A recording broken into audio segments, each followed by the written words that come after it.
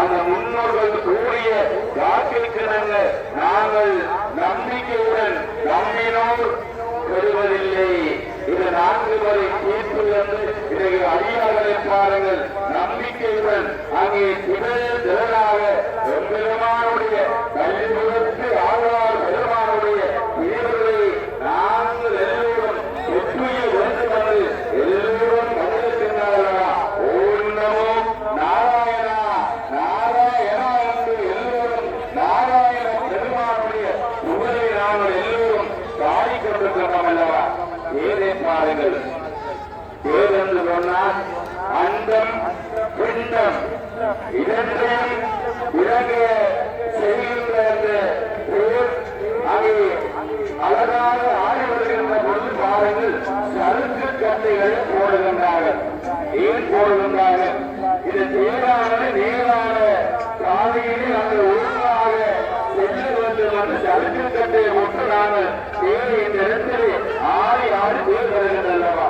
அதே போல நாங்கள் எங்களுடைய மனதில இருதய புனிதத்திலே நாங்கள் எங்களுடைய வாழ்க்கை சிறப்பாக அமைய வேண்டும் என்று நாங்கள் இந்த இடத்திலே எம்பெருமானுடைய கல்விக்கு வடமராட்சியை கௌரியிலே வைணவம் தமிழும் தலை தேங்கி உயர்கின்ற புனித பூமியிலே இருக்கின்ற கல்வி பெருமானை கற்பத தலங்களில் பல்வேறு இரண்டு தமிழர்கள் ஈட்ட கல்விக்கு ஆழ்வா இன்னைக்கு கற்றவர் உள்ளத்திலே கரித்தில இருத்தில கனிமொழி கடலாக இருக்கின்ற வள்ளிபுரத்து ஆழ்வா எல்லோருக்கும் வெளியே அருளை அள்ளி சுழற்றுகின்ற நாயகா அருள் தாழ்ந்து இந்நிலத்திலே வேண்டிக்கொண்டு இங்கு வந்திருக்கின்ற அரியர்கள் எல்லோரும் அங்கே கற்பூரத்தை நீங்கள் அதற்கென்று ஒதுக்கப்பட்ட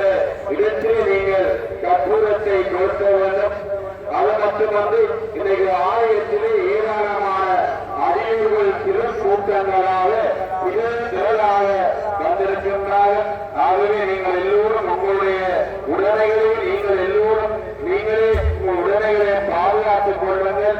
அகல உயிர் போல அறிவாகி திகழில் நிறந்து நிற்கும் என்ற திருப்பயன் தாயினாக எங்கும் தீக்கமல நிறைந்திருந்து தேறிய அருள் சுழற்றுகின்ற வடமராட்சி பகுதியிலே அருள் சுழற்றுகின்ற நாயகா எல்லோருக்கும் இனிய ஒப்பற்ற அருள் சுழற்றுகின்ற பட்டிபுரத்து பெருமானை என்று அழகாக இந்த பட்டிபுர பெருமானுடைய திருவுருளை நாங்கள் எல்லோரும் இன்னைக்கு வெற்றி அளிக்கின்றோம் அல்லவா?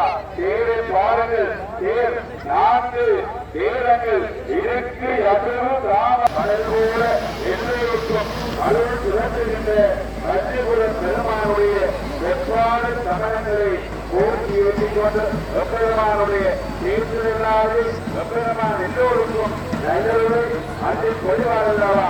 கோவிந்தா கோவிந்தா கோவிந்தா கோவிந்தா.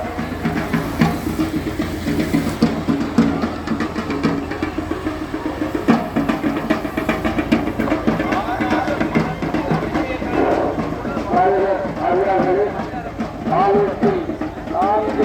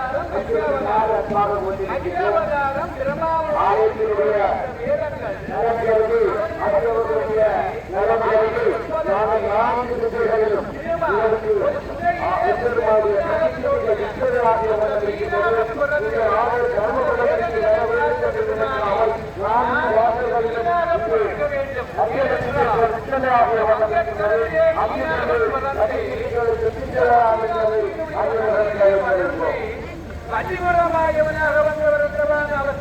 ஆகவே மீனாக பிறந்து வழிபுறமாயவனுடைய ஆலயத்திலே வர வேண்டும் என்று அந்த ஆழ்வார் அழகாக சொல்லியிருக்கிறார்.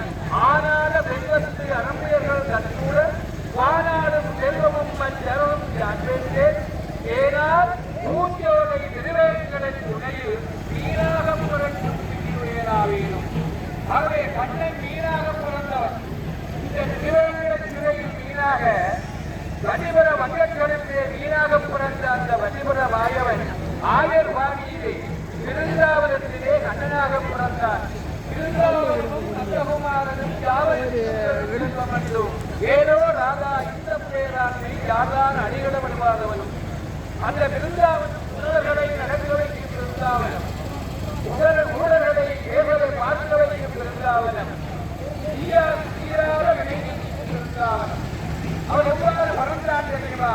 அவனி மாதனி